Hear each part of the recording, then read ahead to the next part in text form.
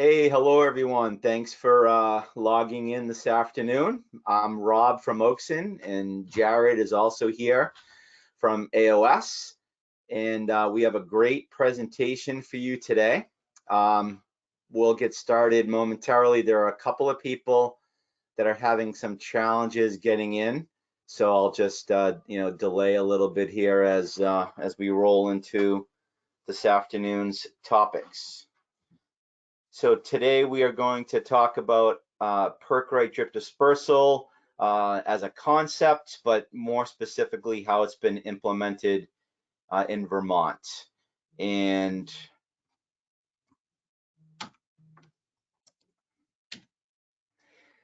so what I wanted to just kind of review with all of you as we're getting started is that you will be muted during this presentation. And the reason being is there's a couple of dozen of attendees here, and if everybody's mic was live, and any background noise and stuff can be very disruptive. I learned this yesterday. I did a presentation for the Maine Association of Site Evaluators, and it was an open meeting with 180 people, and all the mics were live, and it just was a nightmare. Like there's feedback, and it just didn't work well.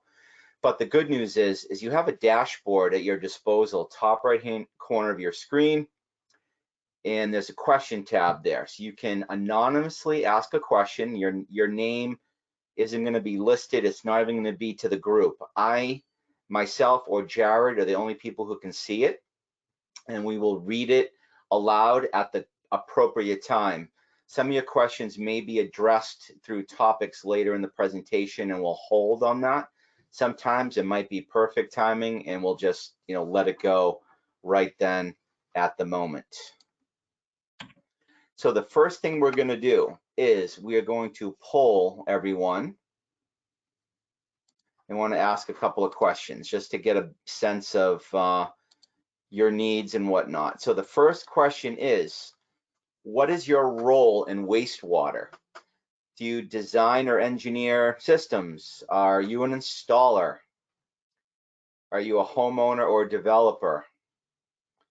Maybe you're a regulatory official, both at the state or town level.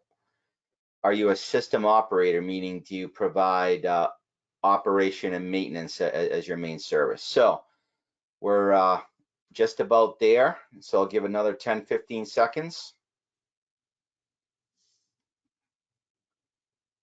Excellent.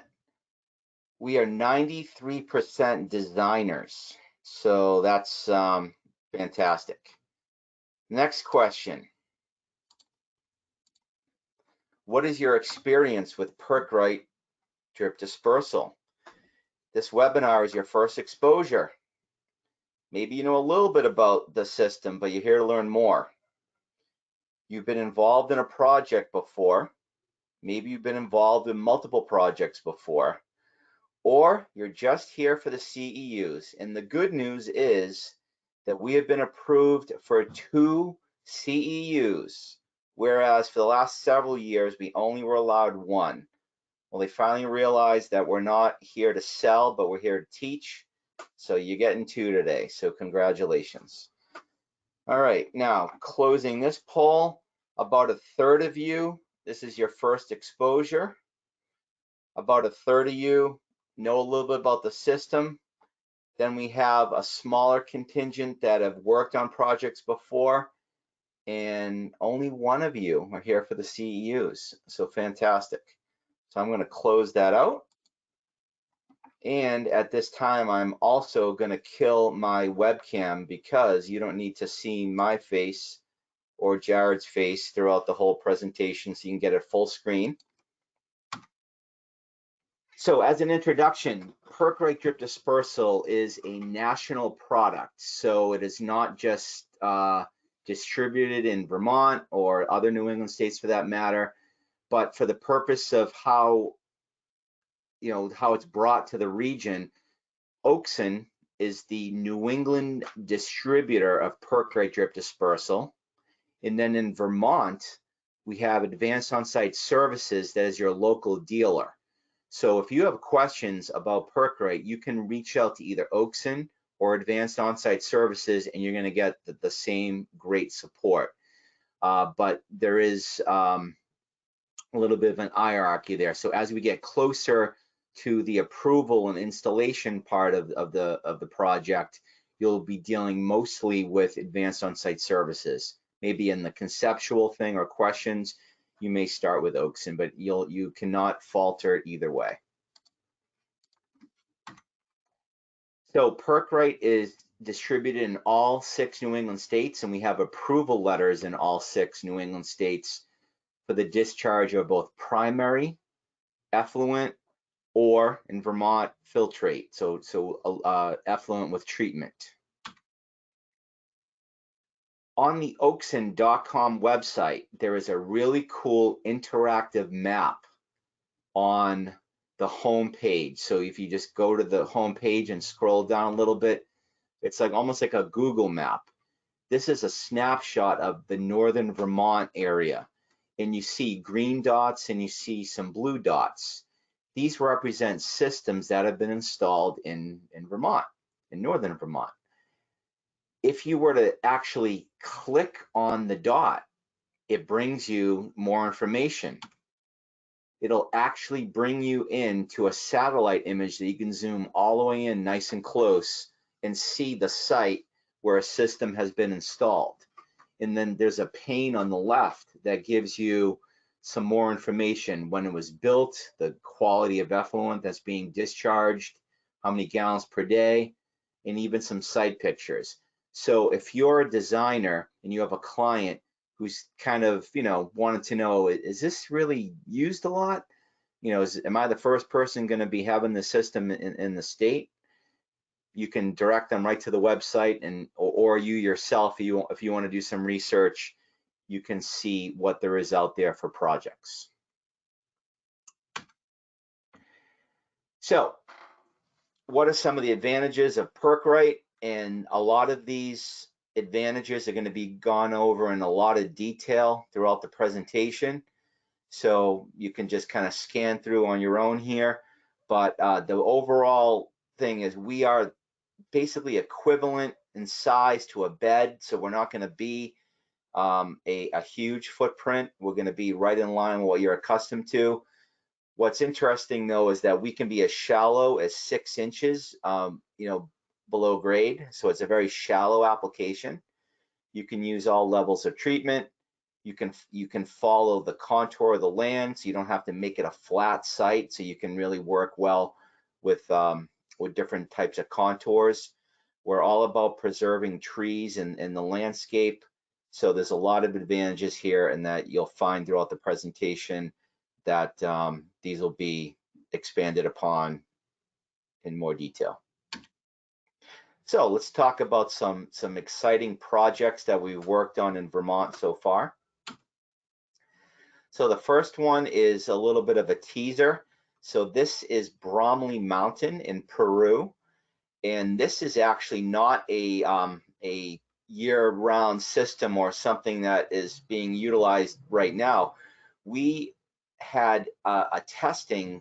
We ran some tests for discharging wastewater through a Perc-Rite system to see what happened with phosphorus. There were monitoring wells, downslope and upslope that were checked upon, and the good news is that drip dispersal as a concept does a wonderful job at allowing phosphorus to bind to the soil. And because of the results of this test, Bromley has been permitted for an 80,000 gallon per day system that will be built, probably within the next year or so. COVID has, put a little bit of a pause to some of this, but 80,000 gallons per day through a large Perc-Rite system will be installed, so Bromley can expand their, some of their lodging at the site. So Jared is going to talk about some of the next slides. This is a project in Grand Isle. It's been in the ground for about 10 years now. It was a winter installation. It's about 3,000, give or take, gallons per day, serving a seasonal permanent campground. So these are permanent trailers for snowbirds who are up here during the summer, and it gets shut down in the fall. So this is a system that replaced a failing system and has an Advantex treatment system ahead of it. And when this went in, it was about 10 below zero, I think. Sure was. They can be installed in the winter. A project up in Alpine Haven, which is a really old subdivision up in the town of Westfield. I think this is Westfield and Montgomery. I think this is on the Montgomery side. 1,100 gallons a day, and you can see how we were using the contour to kind of wrap the bed around and keep as many trees as possible. So you can see it slopes to the right and it's wrapping around. This is a picture of that one that Rob was showing you for that website feature that has the map and all of that. This is on East Lakeshore Drive in Colchester. And if you look carefully up in the upper left-hand corner of the picture, again, there's a dog leg there, so it's a non-traditional shape to take advantage of the only part of the property that could have been used for a dispersal system. Another Colchester system out near Mallett's Bay, a sloping site, hard to tell by this picture, but another example of laying it on a slope. This is a single family home, 3-bedroom. Another Montgomery project up in the Gibu. This is a sloping site for a 3-bedroom home. The mound would have had to have a whole lot of fill on the left-hand side of the screen there in order to do a traditional system. This is on a lake in Heinsberg, and I apologize, I'm not sure, it's not Iroquois, it's the one that's near Iroquois. Barnard and Jarvis will know that that's one of their projects. But this is a flat layout in a real tight spot where the skid steer there is a little bit of a driveway, and then we're right up against the walkway of the house where the tanks are.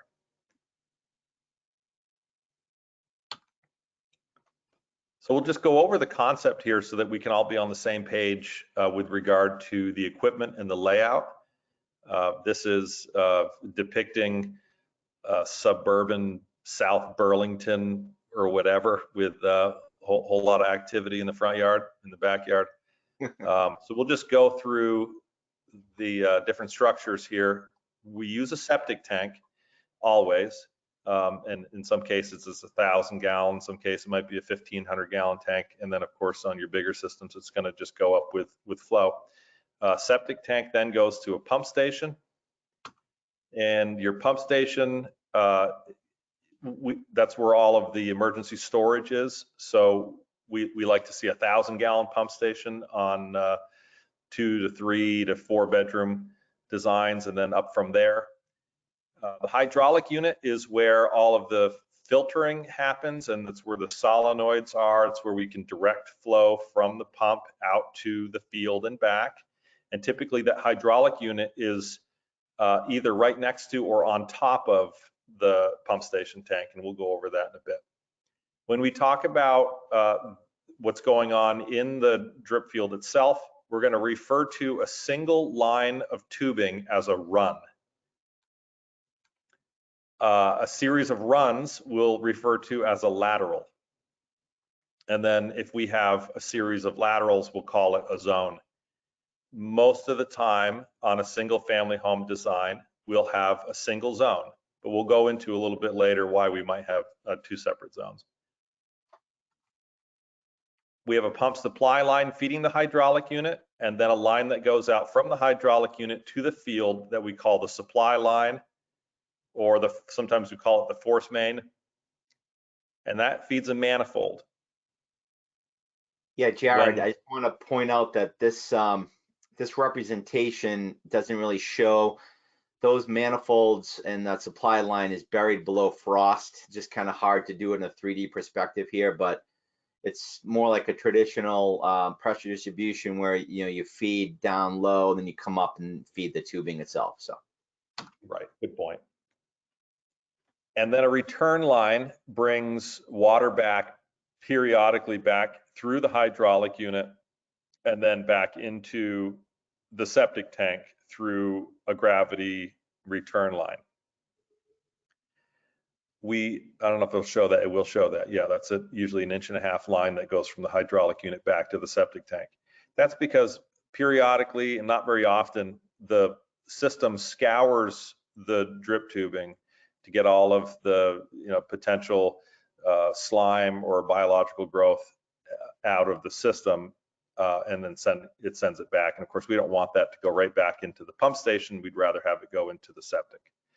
We also use air release valves to both evacuate air when the pump starts up, and to allow the system to drain through the dripper lines once the pump stops. So they act as a vacuum brake and an air release. And that's a Perc-Rite system. So that's what we're going to be talking about today. We'll go over some system components. We use, as Rob said, I don't know if we're using a high head pump. And the reason that we're using a high head pump is because, and this comes up a lot when we're at the point in a design where you might be asking for some sort of pump curve. We use a high head pump because we have variable head and variable flow. And a high head pump, a turbine style pump, does that for us. Sometimes we need the pump to do a flushing cycle, so it needs high flow, low pressure, and during its normal function, it needs high pressure, low flow. And we use the Blaster series that came up recently, and one of you had a question about that. It goes down inside of what we call the cool guide, which is featured down in the lower left-hand corner of the picture. And that's a shroud that allows us to cool the pump as it's running, because we're doing plus 10-minute run cycles, sometimes a little bit longer, 10 to 15-minute run cycles, keeps the motor cool, and it allows us to take water in from essentially what would amount to a sump, so that if there is some debris in the bottom of that tank, we're not going to suck it into the pump. All right, so if you look at what's going on here, this is the hydraulic unit. The hydraulic unit, again, is where the filtration happens. There's two small disc filters in there, and where the flow can be pointed one way or the other with solenoids. We're also measuring flow with a flow meter there, which is really handy for operational purposes. And then below that picture, we can see where it's situated on top of the pump station. It's just a great place to put it. It's a nice hard surface. It's protected from frost to some degree with the temperature of the soil around that tank. It's just an overall good platform. So we typically put it on the pump station. And then, of course, if we get into larger flow systems, we can do a skid mounted hydraulic unit that can be as big as you can imagine, with multiple filters and multiple pumps if need be. And of course, we have the tubing, and this is where we get into some really cool science about how this works. This is just a picture of a startup. So the system is just barely turned on before backfill, and you can see a real uniform distribution of water there that you can imagine after 10 or 15 minutes, all of those wet spots are going to kind of all join together on the edges. I can't think of another kind of a pressure distribution system that would have this uniform of a pattern. We have a very interesting emitter. There's a lot of drip tubing out there. Some of you may have run into some in your designs. There have been a lot of more generic and kind of piecemeal drip systems that have been installed over the years in Vermont and other places. This is a Netifim drip tubing product that American Manufacturing uses for this Perc-Rite system, and it has a pressure compensating emitter. So it's not just a hole drilled in the tubing. It has several features that allow it to essentially pulse, and have high pressure on one side and atmospheric pressure on the other, and yet still emit one drip that is uniform, and that amounts to, in this case, 0.61 gallons per hour, not any less and not any more. And it does that starting at about 7 psi all the way up to 70 psi, which we wouldn't experience with the pump we're using anything higher than that. And it has that uniform flow. Below 7 pounds, so between when the system is charging and when it's releasing, we have a flow that is basically ramping up. At 0 psi, the emitter actually opens up and allows all the water to run out. So it's a really interesting design that allows for the tube to evacuate fully at 0 pressure. And also, course, Jared, what's interesting about this is if you as designers, if you've designed pressure distribution on a slope, it's a nightmare when you're dealing with ball valves and different orifice spacing and sizes to get your squirt test all perfect. In this case, because of the emitter, we can have a sloping site and we don't need any adjustments in sizing or throttling down. The bottom of the slope closer to the pump might be 50 pounds. You're getting the application rate of 0.61. 100 feet in elevation, it might be 15 pounds. You're getting the same application rate. So it takes all of the nightmares of designing pressure distribution on a slope away, all through the pre-engineering of the pressure compensating emitter.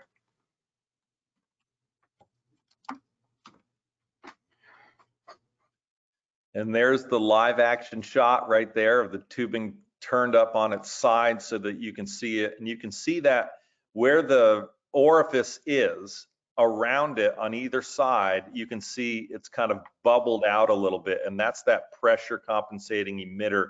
It's fused inside the tubing during manufacturing and does not release. It can't break free or anything. It can't, there's no maintenance involved in this. It's just there, and it's very dependable.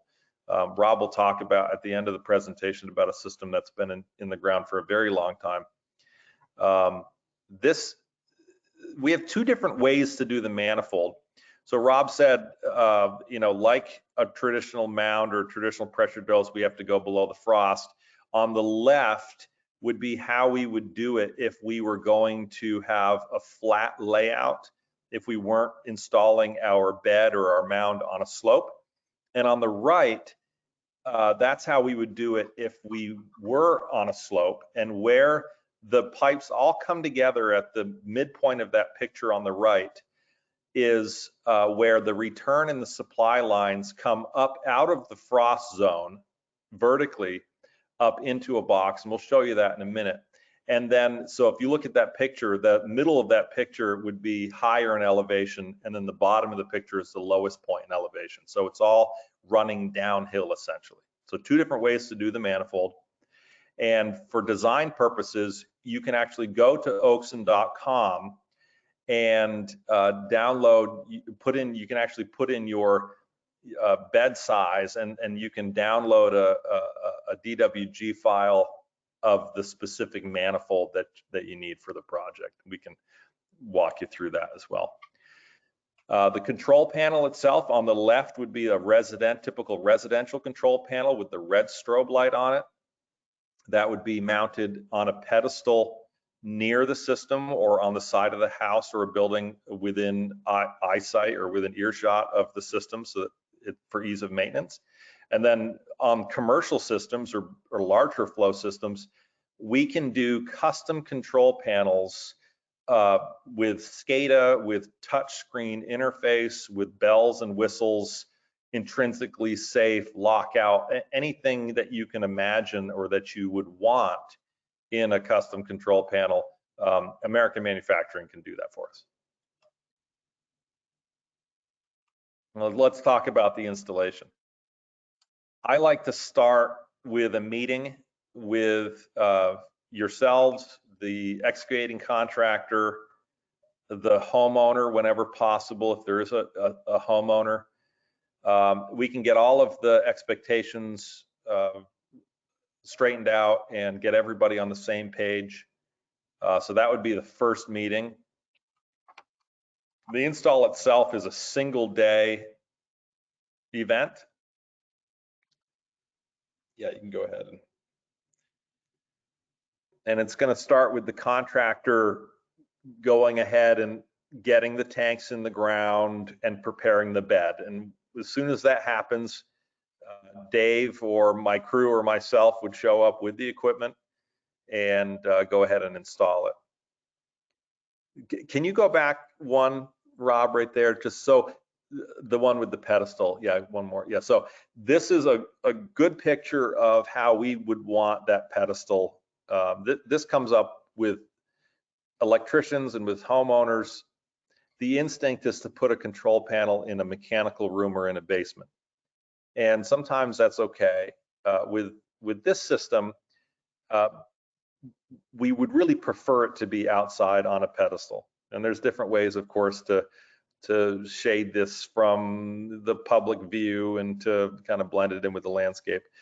I would go as far as to say anytime you have a pump station control panel, it should be outside. And COVID has really given us kind of a different take on this whole issue. We've had to go into hundreds of basements this past year to get to a control panel, and putting them at risk and us at risk.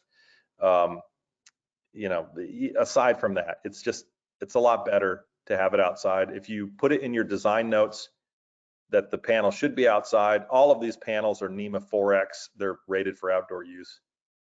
Go ahead and do that. But this is how we prefer it to be done. And that's just a shot of the pump station with the control panel next to it. Like I said, it's a single day event. We always try to shoot for a single day installation. It's usually 4 hours, give or take, if everybody has their stuff together.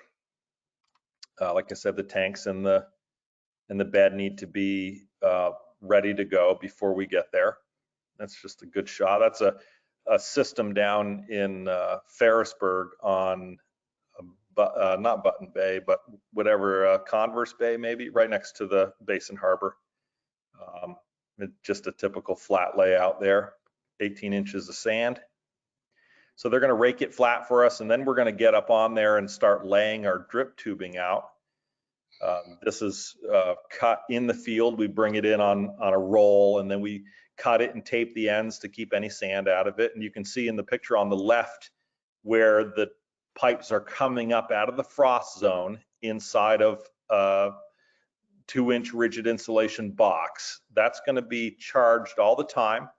Water always stays in those tubes. Anything that's in the field runs out of the drip tubing after each dose. So we lay them out, and then we connect the feed and return lines on the manifold side, and we loop the ends on the other side. So this is, again, an above ground manifold where the bed is sloped. And you can see in the right hand where those pipes are coming up through the frost line, a return line and a supply line, and then the air release valves. Typical setup of the hydraulic unit on a 1,000-gallon pump station. This hydraulic unit looks a little bit different than the others. This one is for filtrate effluent. So on this system, it's following a microfast pretreatment system. So it has filtrate effluent meeting 3030 BOD-TSS. And it's using a single larger filter there, disc filter. And it has a few less solenoids because we're not trying to filter out little pieces and particles. It doesn't need to do the same kind of backwash and cycling. Typical pump station, you see the cool guide extends all the way up into the riser, and we bolt it onto the riser. Our float switches are on a stem and they bolt to the riser, and then we have a union in order to take the pump out if we ever needed to do maintenance on the pump. The insulation itself is only featured over the manifold. This is a question that comes up once in a while. We don't insulate over the tubing, we just insulate over the manifold, and of course where it comes up through the frost line. And that's done with a foil back insulation, a couple layers thick. This is a good depiction of the system being backfilled. Notice there's no Mirify or geotextile, and there's no stone. So it's mound sand underneath and then mound sand above. And then topsoil and seed and mulch. The tubing can also, do you want to talk about that a little bit, Rob? Yeah. So visually, putting it in mound sand, you can see a lot better pictures. But one of the most unique aspects of using Perc-Rite Drip Dispersal is that the tubing can be plowed into an existing grade, so a lawn or trenched amongst the woods, and there will be several pictures and actually a little bit of a movie video that we're going to show you in a little bit. So because it's shallow buried and we like to use the natural soils whenever possible, you can pull it in with a ditch witch, and the ends are just come out of the ground as pigtails. So later on, you go back and just make the connections. Maybe you have a trench on one side for your force main, but it's a very benign way to install a wastewater system. So you're not actually having to excavate, import material, and it's just a really simplified way of getting it into the ground. If there is unsuitable material or you have an elevated groundwater condition, you need to be out of the ground, you won't be plowing it in. But for systems with groundwater that's not a concern or have really good naturally occurring material, a plowed in installation might be the choice. So, and you'll see, we'll show you some other examples moving forward. All right, whenever possible, we're going to do the startup on the same day as the installation. And the reason is, in order to do the startup, everything has to be live. I have to see the water dripping through the tubes, and I have to do a check on the flow meter, on the system flow, to make sure that there's no leaks underground or anything like that. So we're going to do a startup, and then of course you can imagine we don't want to leave everything open. Everything has to be backfilled. So the contractor is typically waiting to do at least the initial backfill after our startup is done. And one of the reasons, because we're not using stone, you can imagine you wouldn't want to leave a bed open of sand if you were going to get, for instance, a big old rainstorm and have things washing out and everything. So install 4 or 5 hours, start up half hour to an hour. Contractor by 2 in the afternoon or so is putting sand over the tubing and hopefully buttoning up the site. So it requires complete wiring. Electricians tend to be the bottleneck for septic installs in my experience. So we have to do some careful planning to make sure that the electrician is ready for us. And in some cases, we just run the system on a pigtail, on a generator, or to the house to make sure that it's working so that the contractor can backfill. Of course, it requires water up to the midpoint of the pump station. Okay. And we're going to show you a video of a typical install. This is the install that I showed you a picture of up in Montgomery on that 3-bedroom home. So we're going to show a couple videos. So the first video that we're going to show is the one Jared referred to, and it has audio as part of it. So you won't be hearing any of us speak.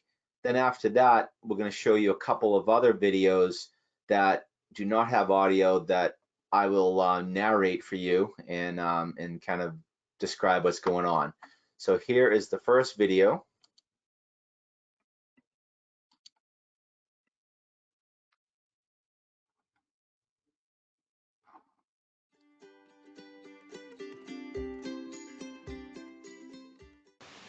Jared with Advanced Onsite Services, and this is a Perc-Rite drip system install. This is for a single family home, a 3-bedroom design. It's a replacement system for a failed system. We are on a challenging lot in Montgomery. It's a slope site. The designer decided to go with a drip system. As you can see behind me, it can be laid out on a slope site. It doesn't need to be level, so it requires a lot less mound sand. It doesn't require any stone.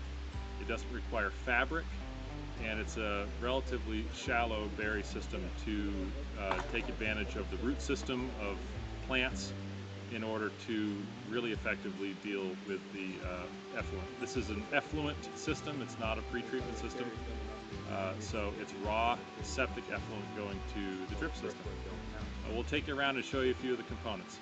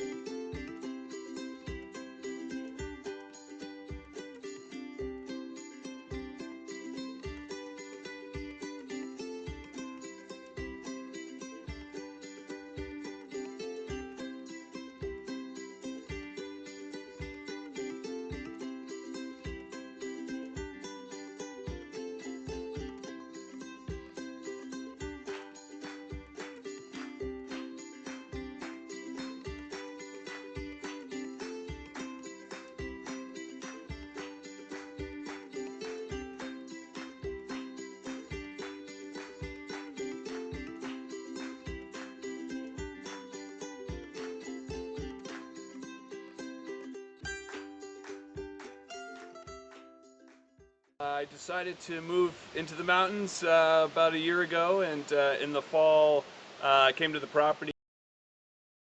All right, I'm gonna cut it off there. Jared, you wanna make any comments on that before I move on to the next one? Well, only to expand on the fact that we cut it off because the homeowner was saying really nice things about us, and we thought that that would be too sales pitchy to justify the 2 credits. Right, yeah, we don't want to have you guys reduced to 1 credit if we show the rest of the video. Okay. He just says a bunch of good things, and then we say anyway. So the next video I want to show you is installing tubing with a vibratory plow. So during this video, there is no audio, and I'll just kind of describe what's going on and some of the differences between the different installations.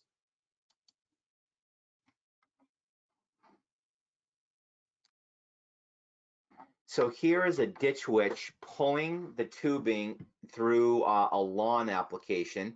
You can see like paint lines that guides them along the way. There's a certain depth they're pulling it to, and as they get to the end, they pull it up and cut it off, and then there's a pigtail left for which it'll either be a manifold or a loop connection. So that's sort of how it gets put together. Here is a larger system application where they're pulling it into a sand bed. The reason why they're pulling it in is because the field is so large that would be, next to impossible to cast the material over and work efficiently over a whole bunch of drip tubing over 300 feet. So they use a ditch witch to pull it in, and they have a string line as a guide. And similarly, they get to the end, pull it up, and have the pigtails for later connection to manifolds or loops. This video is depicting the exact same thing. This is a project that we used a drone to capture the installation. Now, I've sped up the video here to about 3 times the speed, just so we don't have to watch it, all the way, at slow speed. But at the end, they cut it off, and you're going to see the operator of the vibratory plow go off screen a little bit, turn around, and head back to the other side, where they will reconnect to the roll and the coil and start the process again. The other people kind of moving around are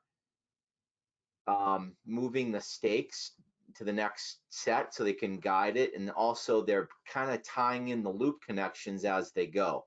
So it's a very efficient operation where they're pulling it in, looping it together, and moving the stakes for the next run, all with only a couple of people.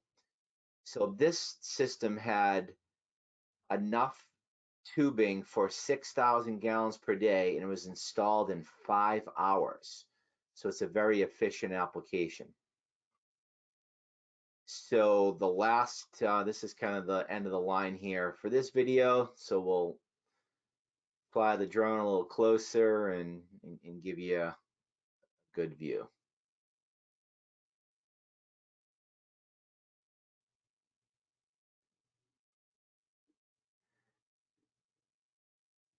So this is a residential subdivision, all tied together into a couple large settling tanks, into a large pump station, and there is no pre-treatment here. So that's the end of that video. The last video I'm going to show is an installation that actually took place in Massachusetts 2 weeks ago, right before, or I'm sorry, right after a snowstorm. And again, it's a drone video, and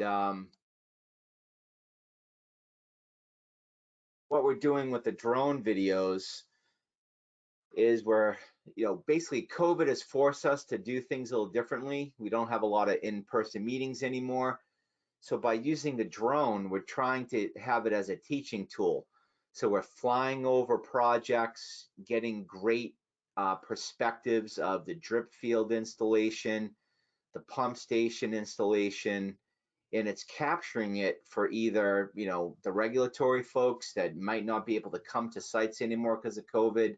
We can show them what happened, and also have information for homeowners, or later on, years later, if they wanted to kind of see where things are, we're able to do that as well. So this is kind of interesting site. And then we take a lot of on-ground pictures of the installations, so you can see where all the components were put together.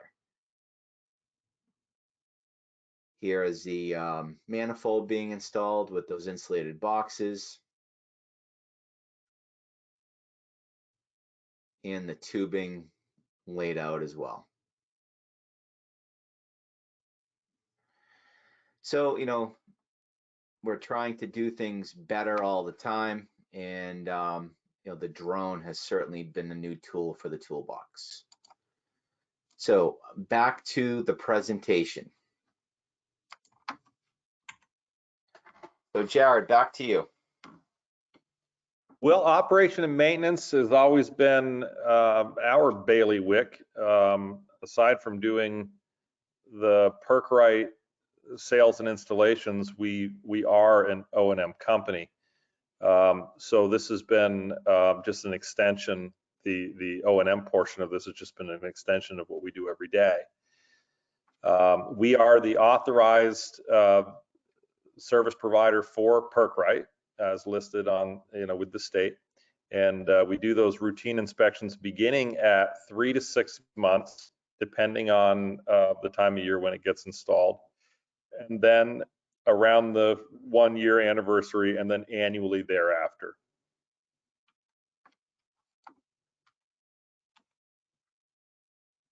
Of course, the state, because it is an engineered system and with a state approval, the state requires that there be a contract in place at all times, like they do with IA systems.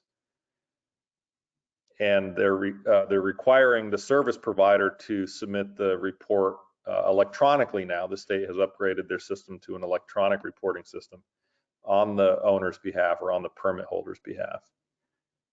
When we get into the larger systems that might have permits that require you to be involved, we will coordinate with you for annual inspections. And if there are questions, you can go ahead and submit questions by clicking on your question thing. Rob knows more about how to do that. Yeah, it would be, we haven't had any so far, so Jared must be doing a tremendous job of explaining everything, but maybe there's something that, a topic that we didn't describe clearly or not as in depth as you would like. Please ask questions anytime that something might strike you.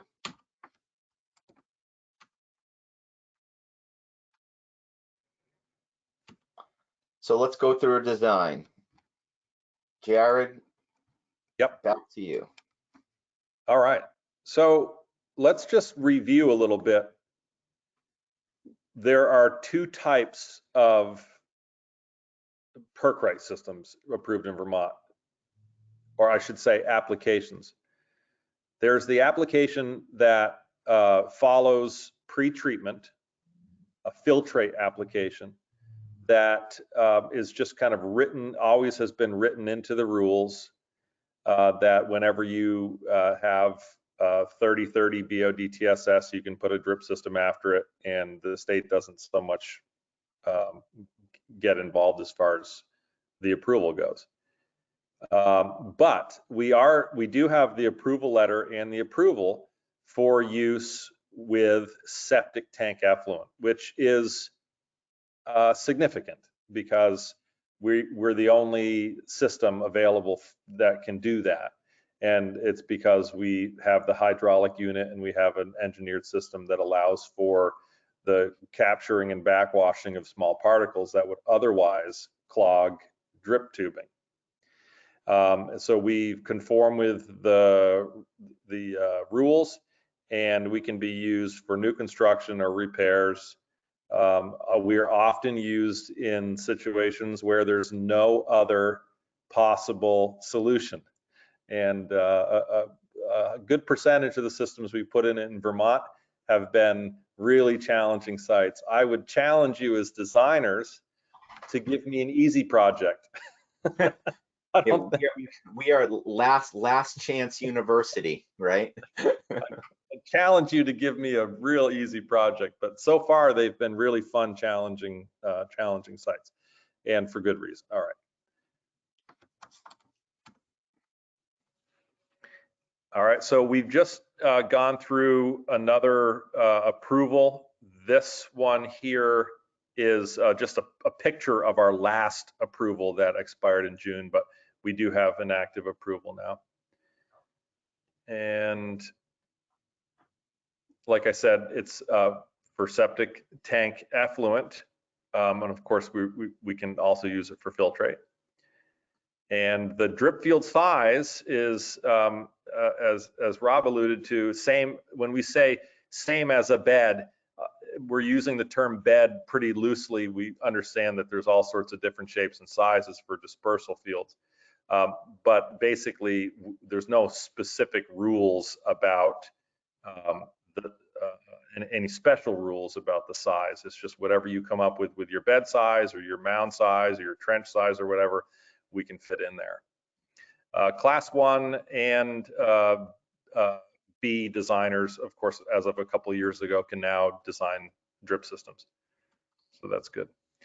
We do provide design assistance, and we would expect that you guys would come to us with any question.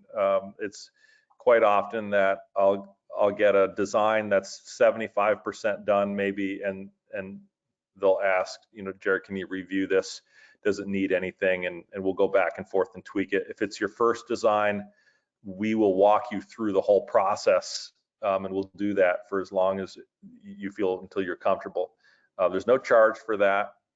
We do, again, have the details, the CAD details, those DWG files available on Oakson.com. There's also design manuals. There's a design manual available on the state's website and on Oakson's website that has a lot of good information. Call, email. The other thing is there's just a ton of pictures and obviously some video available through Oakson.com that might solve a question there that you might have.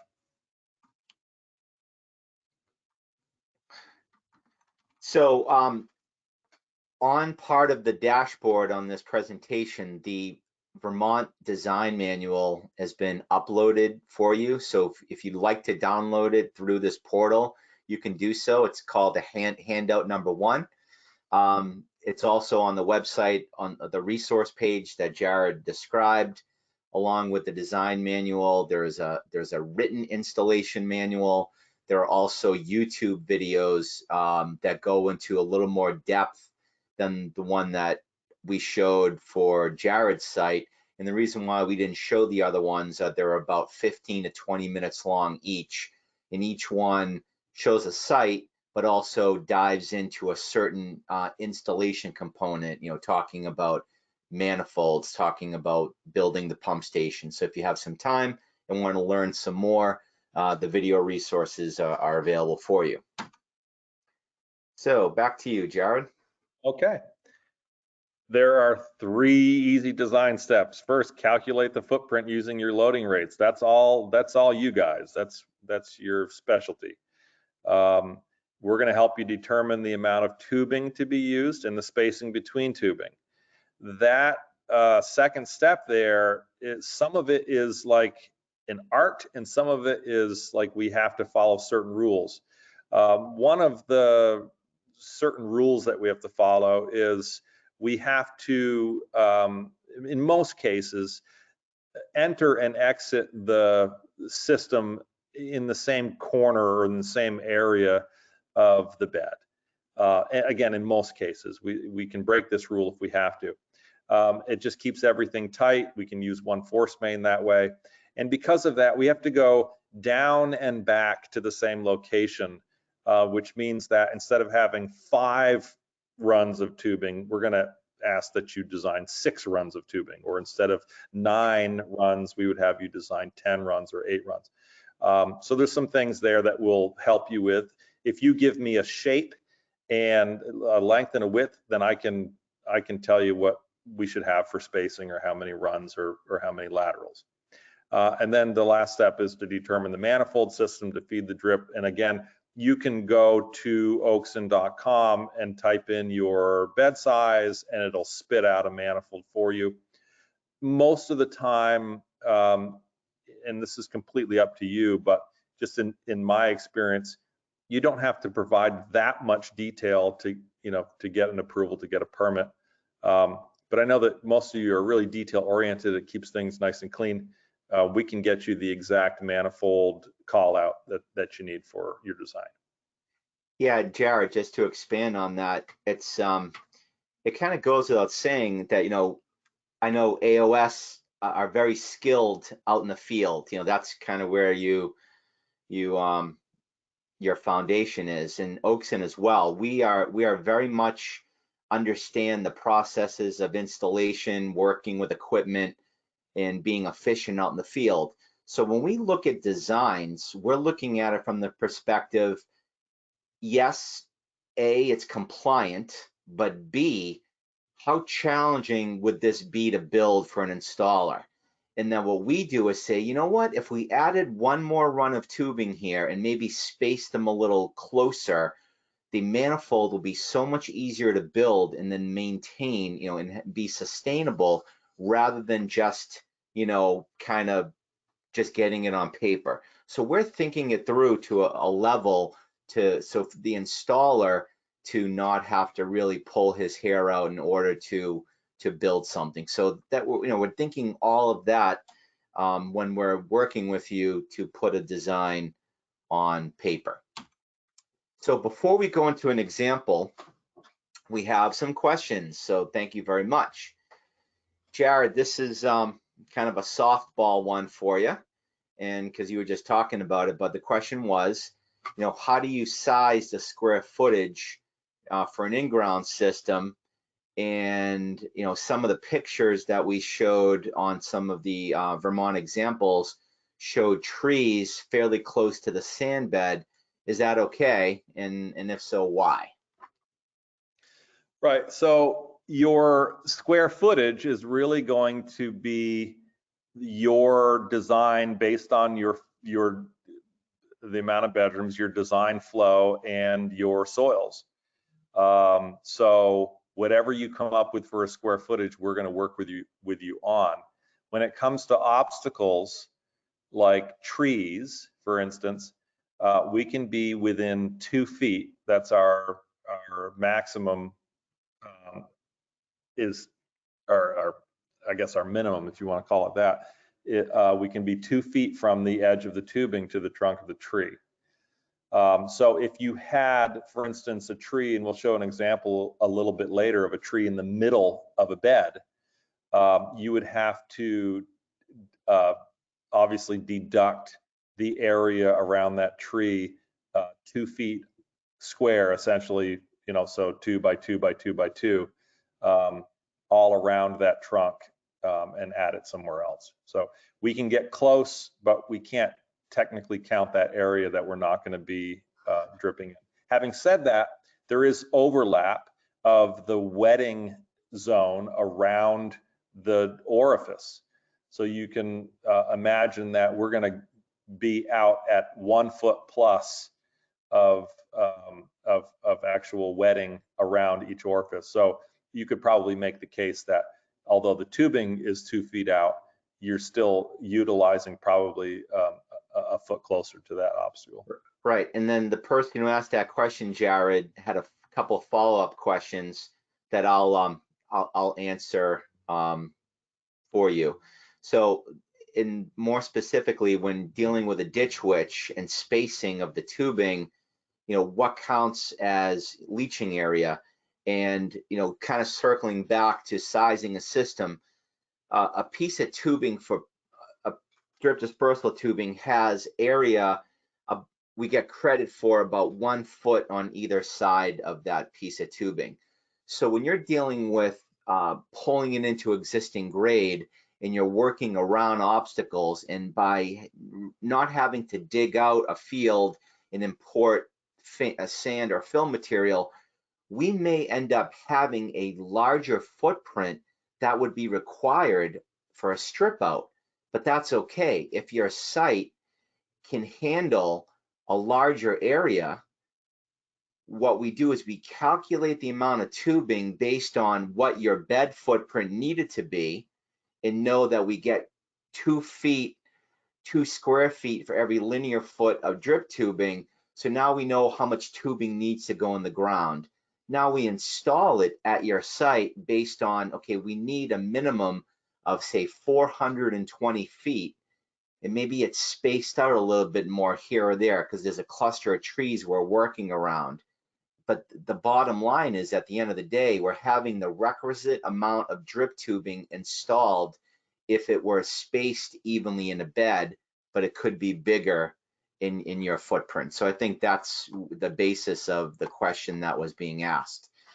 And then there's another question from another person online asking about, what situations do you think that Perc-Rite is best suited from a cost standpoint?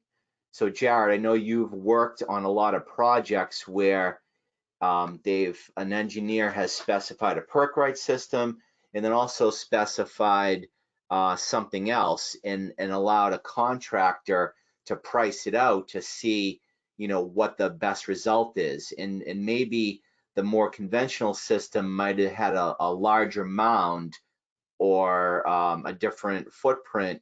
The Perc-Rite may have cost a little bit more, but the aesthetic result was a lot better. So Jared, do you want to talk about kind of cost considerations and what some of your clients have looked at for choosing Perc-Rite? Sure. Yeah, as you can imagine, sometimes cost is the driver, is the primary driver, and sometimes it's not. Where aesthetics are concerned, or preserving lawn, or working around an odd shape, Perc-Rite might be the only option to satisfy the customer. And in that case, cost a lot of times is not the primary driver. Where we see cost competitiveness and cost savings is when we can eliminate large fills on slope sites, where we can eliminate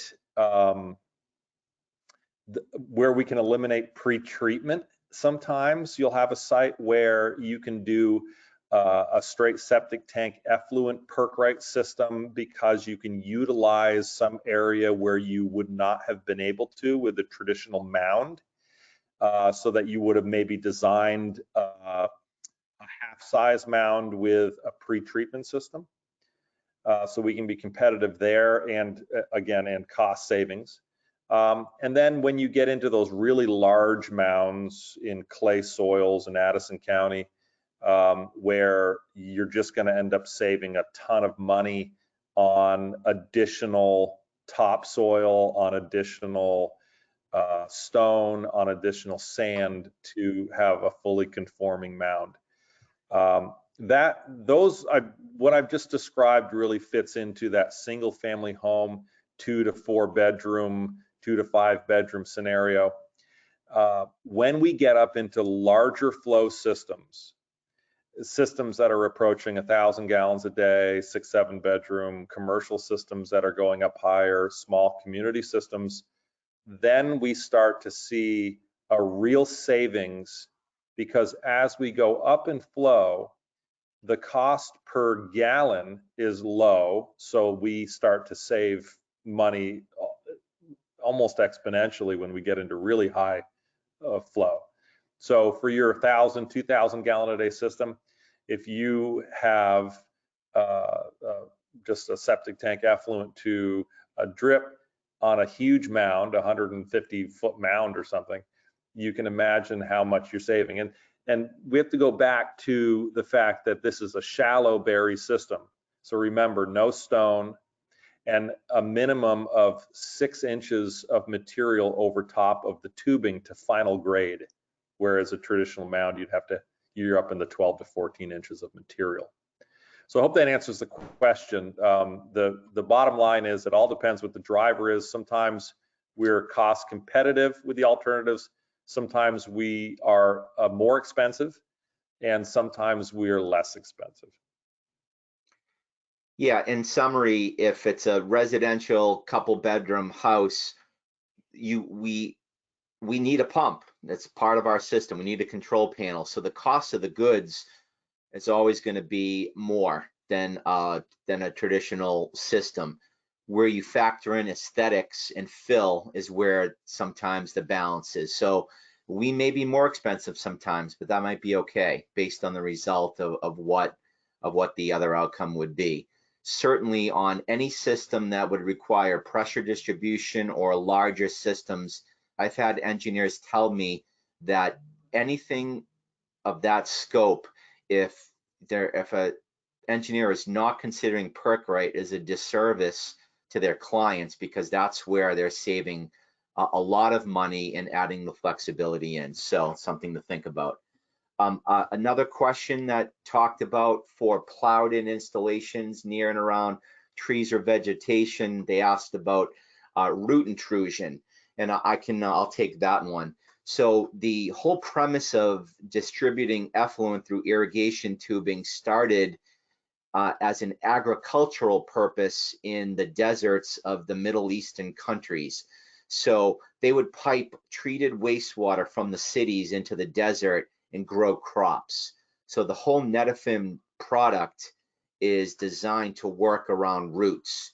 If a root hair tries to grow inside the emitter, it will be spit out because of that pressure that is inside the tubing. So the roots are going to grow around the pipe and actually absorb some of the wastewater. So it's actually a good thing. So it's being the uptake of the wastewater versus getting into the groundwater source. So we've had no issues whatsoever.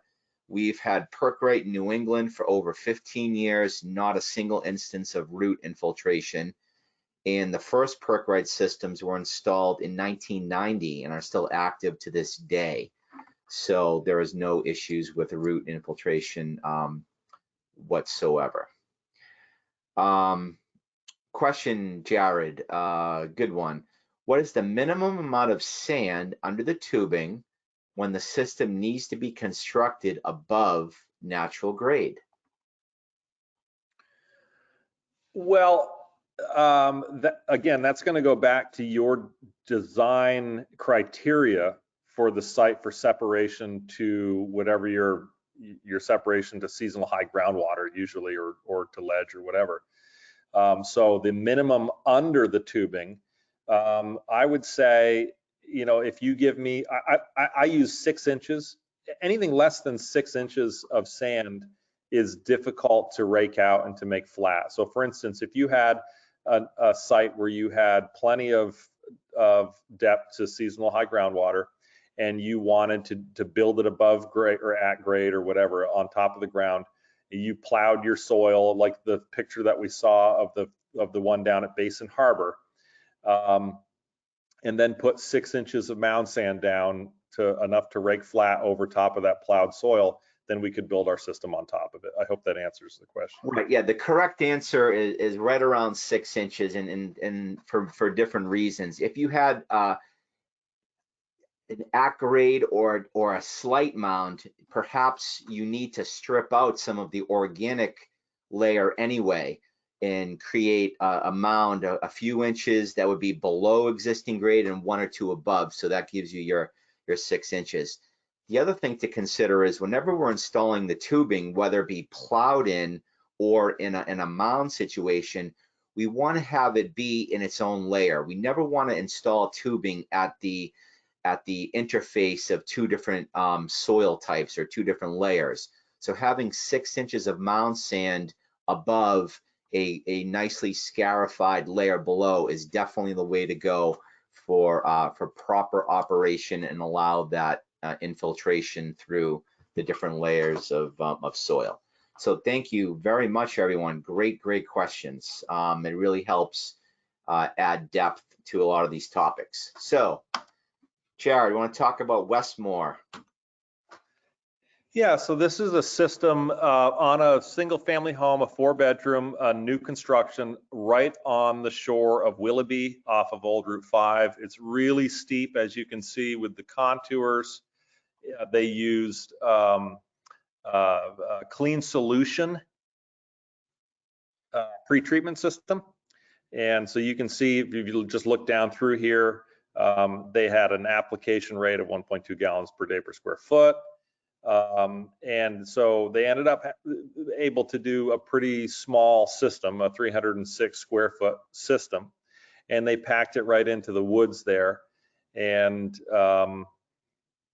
this one was basically on top of existing. I don't know if there's a picture next, but here's a typical page 2 of the design, where you can see the manifold coming in up on the right on the high side of the mound, and then your runs back and forth, 1 foot spacing, 40 feet long. And then you can see that that cut that they had to do down at the bottom. Rob is outlining with his mouse there. They did a little bit of a cut and they sunk it into the ground a little bit, and then a little bit of a toe cut. So it fits nicely in there. You can see the cut there and how close they are to the trees. Yeah. So when you go to the site now, you can't really see where it is. It doesn't really come up. The final grade does not come up over existing grade.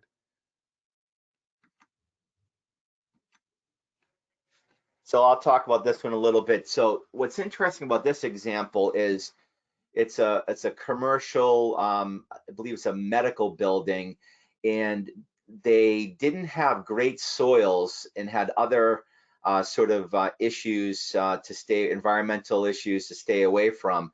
So they had 2 different areas that were eligible for disposal. Both of the areas had different soil conditions. So one of the areas was a little bit better for receiving the effluent. So they're able to design it a little bit different sizing for each one. So it provide, because each of the zones they're applied, separately. So the pump comes on, it'll dose zone 1 first for X amount of minutes, and then zone 2 will come on and dose it later. We're able to give it a different control for each application. So it allowed for a much smoother construction and ability to deal with different soil conditions.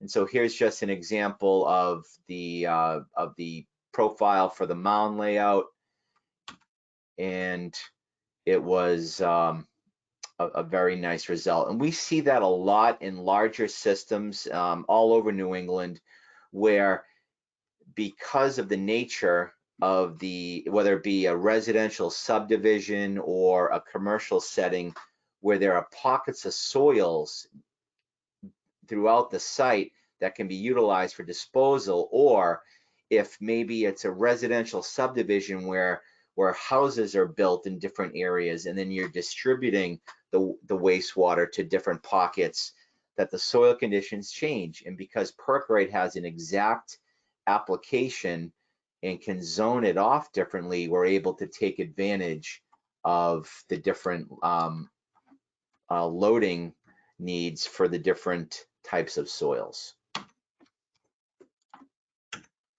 Okay, so I'll carry this a little bit, and then we'll go back to Jared. So here's an example of what we see a lot. You have existing site features. In this case, it's a really nice specimen tree that the owner wanted to maintain. So instead of having to move it or just get rid of it altogether, we were able to build a zone working around the existing site feature. So we're still maintaining our separation by code away from this, but we didn't have to move it. In some cases, some of these specimen trees can be very expensive. So some challenging sites. Jared, I think this was one of your projects. Yeah, this is the one that is down near Mallett's Bay that I showed you a picture of, and real challenging site, a failing system. You can see about mid-page, there's some trenches, there was some infiltrator chambers that were failing, and we had to deal with a terraced wall system and an existing tank under the porch and all this. There's a good picture of it there. So this is a kind of it's not quite a square, it kind of fans out on a slope, on a significant slope. We have an Advantex pretreatment system going to a pump station and then out to the drip field. And it's such a narrow little site. This was really the only option for them. Yeah, to maintain the existing look of the sloping yard. Yeah. Yeah, they were really they were scratching their heads about how they could do anything. So this was, it really saved the feature. They could abandon the failing system in place and then just come downhill and do this. I'll try to update this the next time around with some finished pictures. This is the one that was featured on that Google Maps thing that Rob talked about. This is up the road from there, really narrow lot. It's got the driveway on one side, the house next door with a pretreatment system right next to the property line.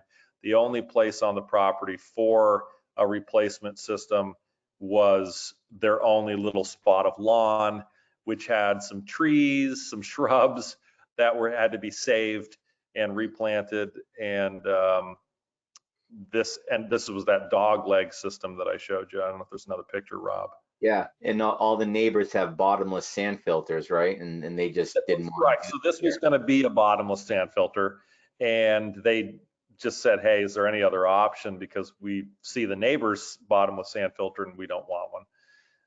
So this is the raw site, and you can see how tight the lot is.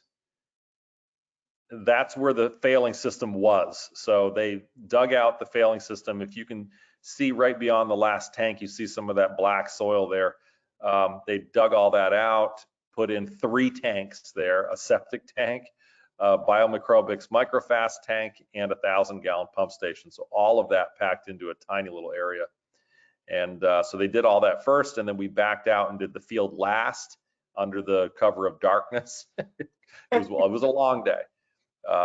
And then it got backfilled, and it snowed the next day, and they backfilled it up and restored it.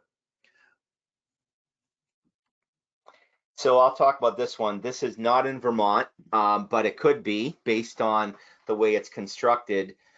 This was one of the very first systems of Perc-Rite in New England. A homeowner bought a beautiful suburban 1800s colonial with just a meadowy side yard, and had a failed system they needed to upgrade.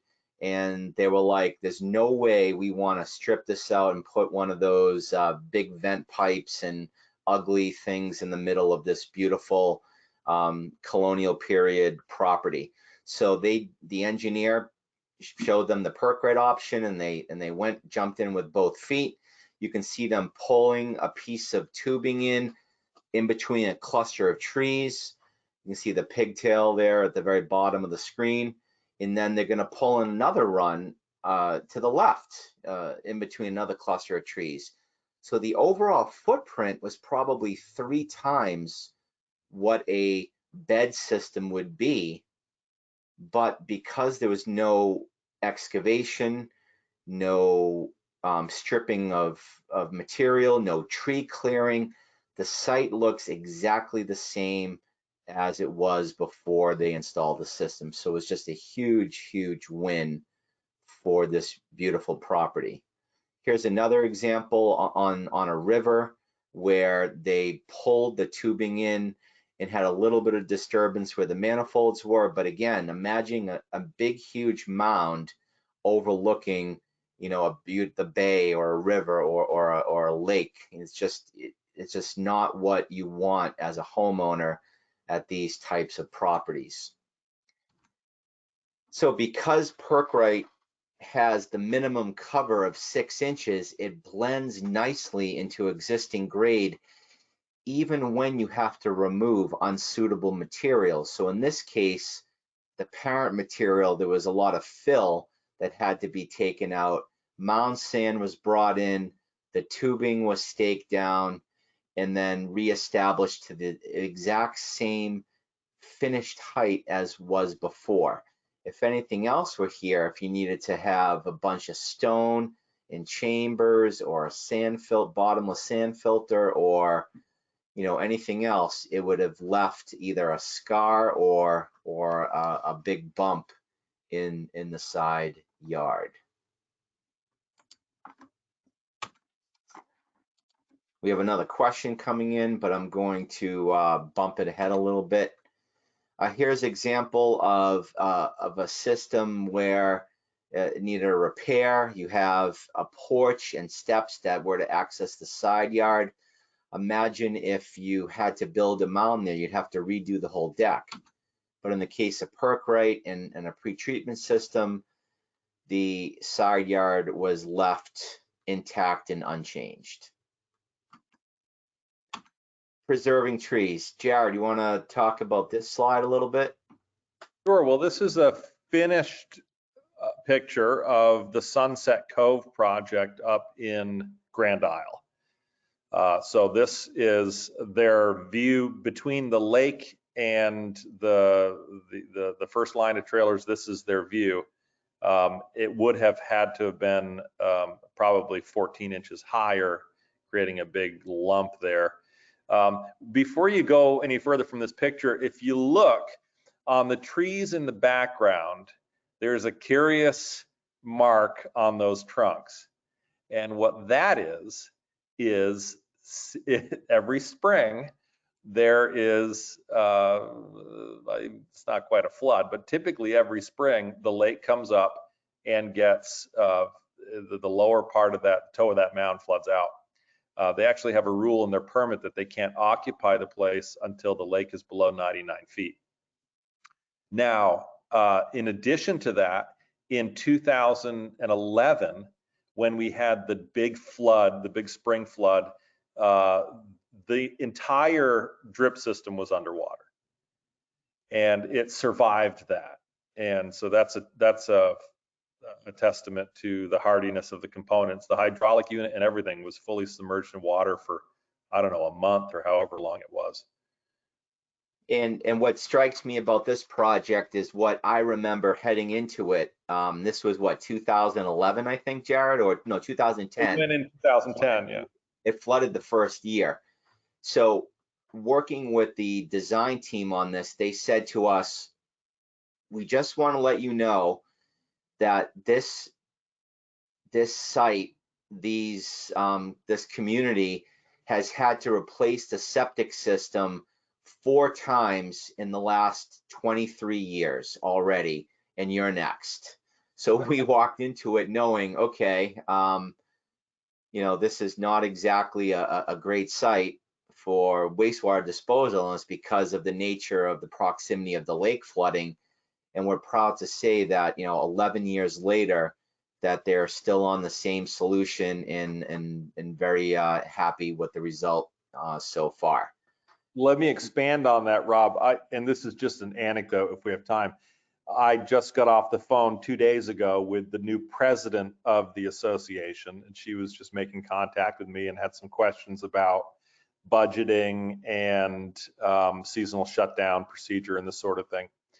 And we were on the topic of the longevity of the system, and they wanted to know how much longer the system would last.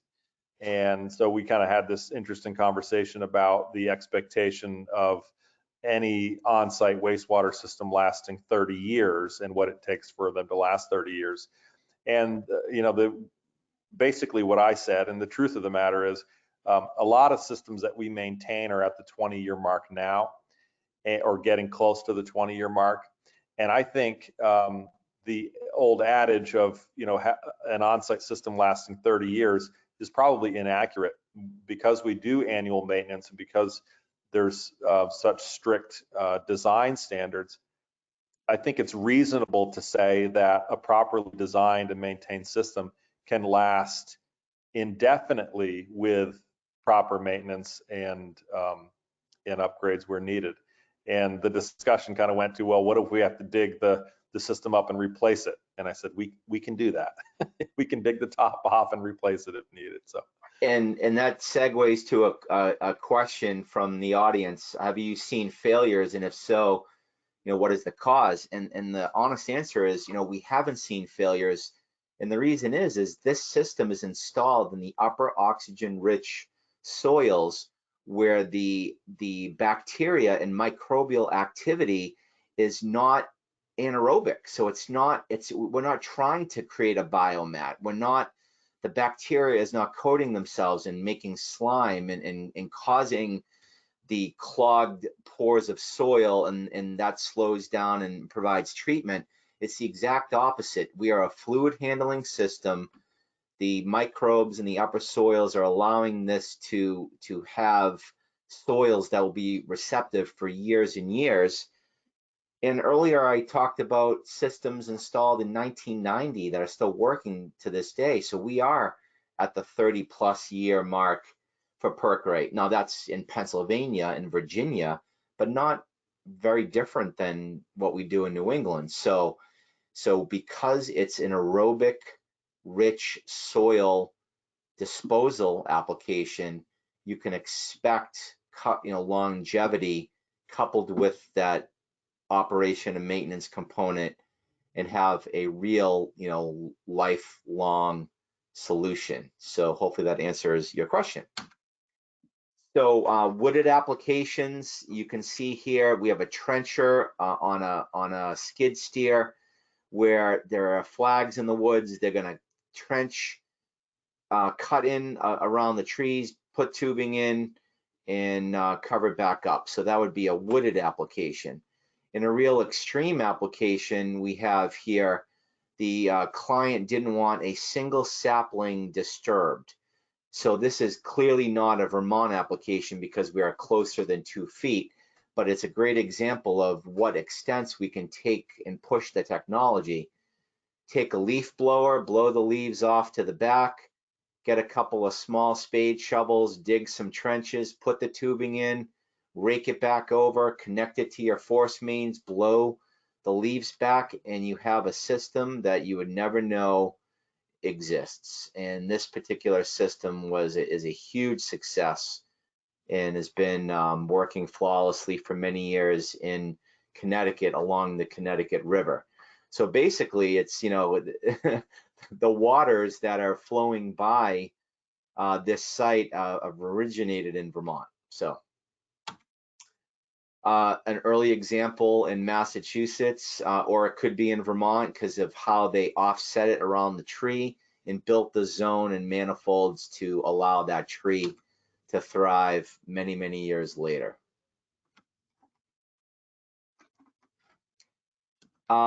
Great question, just came in. I'll tackle it right now. What effects have you seen on vegetation, greener grass, increased growth of trees, shrubs, perennials?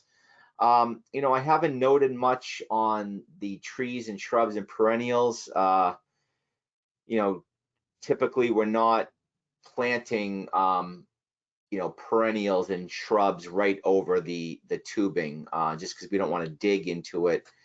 But as far as grass is concerned, what I've noticed is that the grass lives a lot longer into the dormancy period where it sits over the drip system.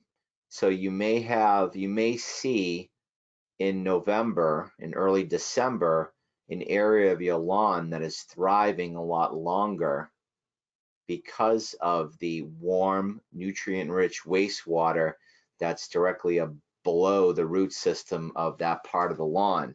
So we have seen that. And similarly, during drought season, if you have a water ban and you can't water all your grass, you may have a darker area because that wastewater is, you know, interfacing with the lawn a little bit. So yes, that's what we've seen for some applications. So unique applications, we have a footprint where it's like an hourglass. You have narrow in the middle, wide at the ends, and this could just be following a well offset, the radius of a well offset, and we see that all the time. Here's a situation where you have a front yard, not a lot of room, and you build the drip system following, you know, the contour of the property line, the sloping of the land, and just kind of dig it around, you know, put it in around, you know, the front yard on a bend. Contaminants of emerging concern. So this is a great segue to the question about, do we see failure? There is a test center in Barnstable County in Massachusetts, down Cape Cod. And we are running testing now for a lot of things. Phosphorus, nitrogen, fecal coliform, BOD, TSS, and the results are amazing. The amount of, well, just through the Bromley study, this prompted us to take it a step further, that we know that the application of wastewater in the upper soils, native soil, oxygen-rich soil, is the best level of treatment you can get. Mother Nature may be the best treatment system afforded to us. So we are testing effluent at collection points at 1 foot below the pipe and 2 feet below the pipe, and it is doing the majority of the work within 1 foot. So we're getting tremendous removal of the pollutants that you see in the waste stream. Tomorrow at 1:30, I have a conference call with the folks that are running this study to see if we have enough data to publish. So hopefully you'll be receiving a little kind of email newsletter from us saying that the results are in and here's what we've got for you. So, stay tuned on that. There's a question out there about damage caused from animals and whatnot, and I'm going to talk about that a little bit later on in the slide. So stay tuned. Coupled with that testing, personal care products, medicines, chemo, getting in the waste stream, viruses, COVID, is a fact, and through these studies that the upper soils will remove the majority of these personal care products and the contaminants of emerging concern far better than any treatment system can provide. The type of treatment you need to remove some of this is not possibly cost effective at the residential level. At the municipal level, at the large treatment system level, to get the type of treatment to do these things is cost effective and a nightmare for operations staff. So Mother Nature again wins every single time. That's because in the upper soils, you get millions of bacteria per gram of soil as compared in the soils that are 3+ feet deep. And traditionally, over the course of history, that's where we thought we needed to put it. The deeper you go, the better. But in fact, the depth has less bacteria, less microbial activity, and impacts the groundwater far worse than what the research has shown us now. So stay tuned for more of this to come. So in closing, we wanted to talk about a couple of interesting projects. The first one is in Charlestown, Rhode Island, and it really fits in well with that question that was asked about damage from animals and chewing on tubes and whatnot. So in Charlestown, Rhode Island is located on the Long Island Sound, not too far from the Connecticut border, but its location is very close to the University of Rhode Island, which has one of the best academic centers for wastewater study. So a lot of the vendors of treatment systems, disposal systems like Perc-Rite, we have something down there. If you want to learn about the operation of these treatment systems and how they work, URI has a place for demonstration. So Oakson has been in existence since 2005. So we were the ones that brought Perc-Rite to New England, or so we thought.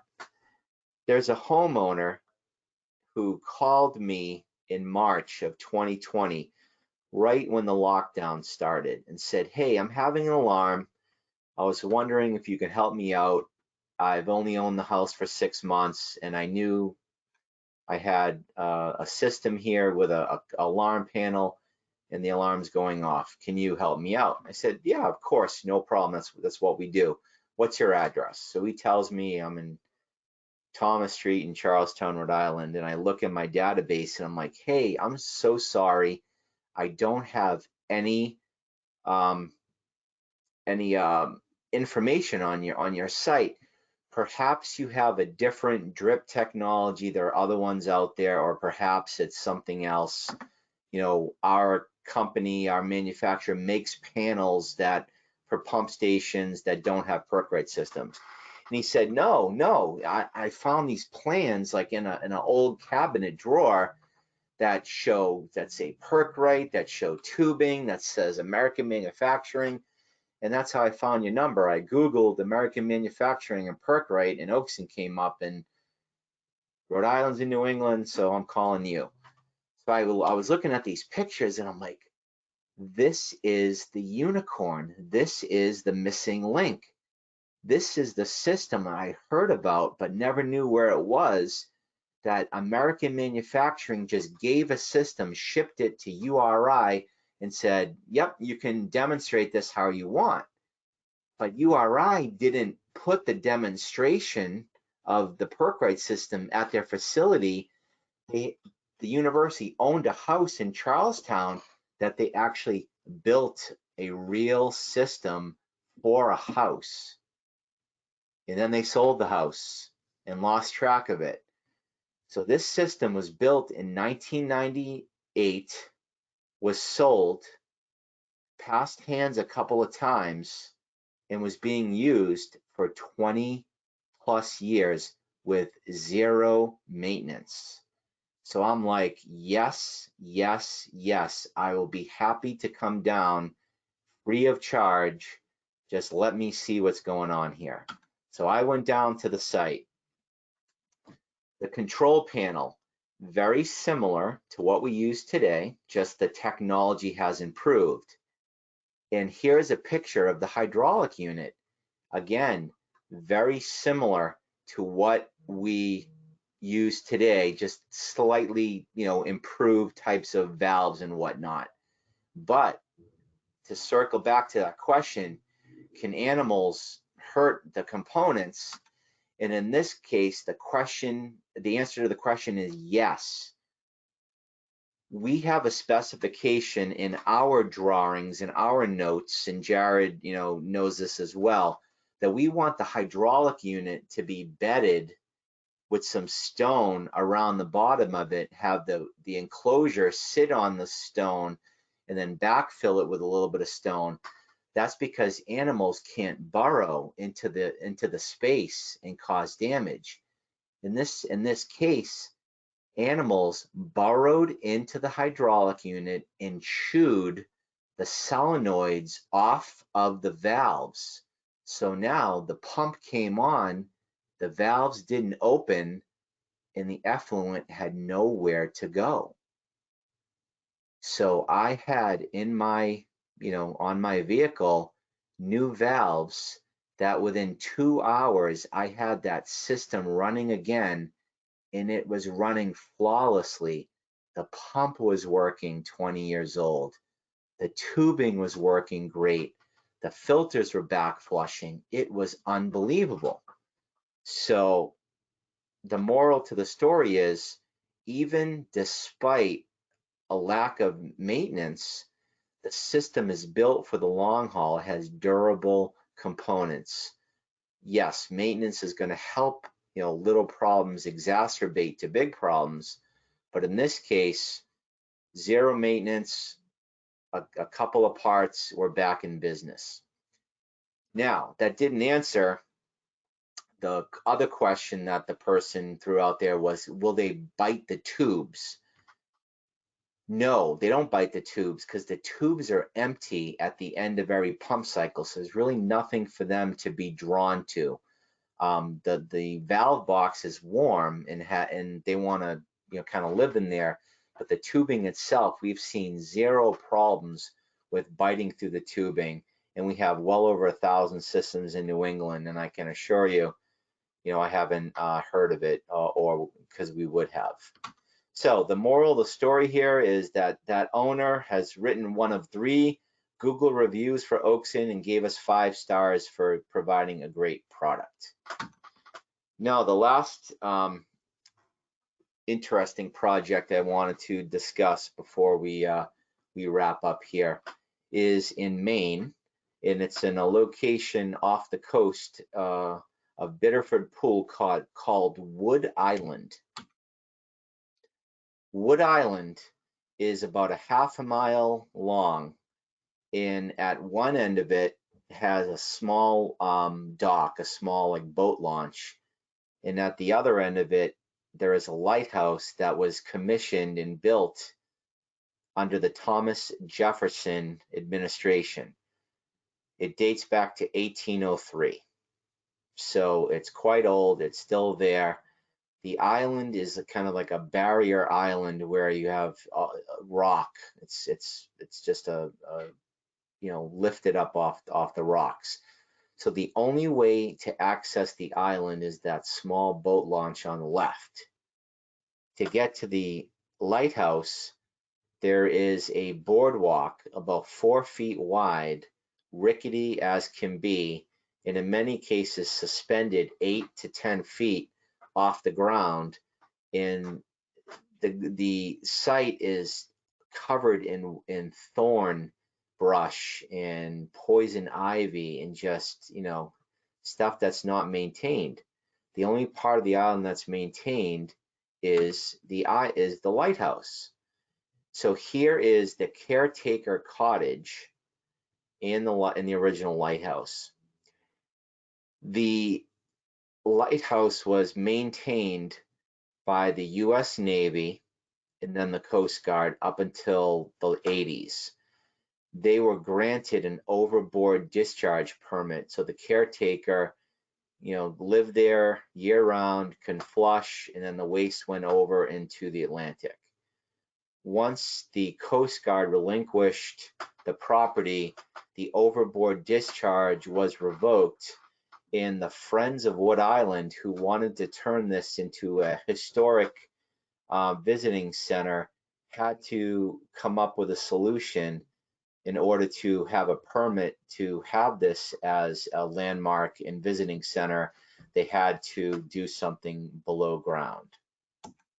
So here is the site plan from 1880, and an engineer took it upon to design a subsurface system using the original site plan from 1880. So they did, you know, some hand test pits, located their bedrock, you know, classified the soil, you know, designed a Perc-Rite zone. And we traveled over to that boat landing area with all the components we needed to build the Perc-Rite system. So here are coils of tubing. There's the pump in the box. And there is one of the volunteers from the Friends of Wood Island Association with a little bike and a trailer attached to it that they drove all of the equipment from one end to the other, half a mile. And I'm walking behind them and shaking, you know, by my footsteps on how that little boardwalk, you know, is just very narrow and kind of scary as you walk down it. The volunteers gave labor and they hand dug micro trenches and put the tubing in there. And here I am at the top of the lighthouse taking pictures. There's an old cistern that was built, you know, for water capture, you know, for, you know, years ago. And that poured concrete structure was done by the Coast Guard. It was a septic tank, and then it just overboard discharged into the ocean. They floated over a plastic pump station, and also on a barge a mini machine that the tracks were on a telescopic, so they were able to make it 3 feet wide and travel down the boardwalk. So the load was so light that they were able to make it all the way across to kind of help set the tank and do some of the installation. So the moral of the story here is, if you're boating this summer off the coast of Biddeford, Maine, and you have the need to use the restroom, please stop at the Wood Island Visiting Center and use the bathroom that will go into the Perc-Rite Drip Dispersal system. So, my friends, that is the end of our presentation. I think we've tackled all of your questions. And if you have more questions, you know, feel free to reach out to Jared or myself. We do provide more in-depth presentations for particular projects you may be working on, or like the Lunch and Learn platform, all virtually nowadays. So Jared, you want to say any closing remarks before we sign off with our friends? Well, I want to thank you guys for taking a couple hours out of your day, especially at this time of day, and staying awake. But I just want to also just remind you, extend the invitation to reach out to me with any projects that you might have. Certainly throw the hard ones at us, any of them that you have any questions on. even if you think, oh, I wonder if this is an application or not, just give me a shout. We can walk through it. Give me an email, send me your plans, whatever. I'll take the time to walk you through it. So anytime. All right, so on behalf of Oakson and Advanced On-Site Services, thank you again. You'll be receiving an email with proof of attendance within a day or two for your 2 CEUs. And it's been a pleasure, and hopefully we will see each other under better circumstances out in the open at an installation. So take care, everyone.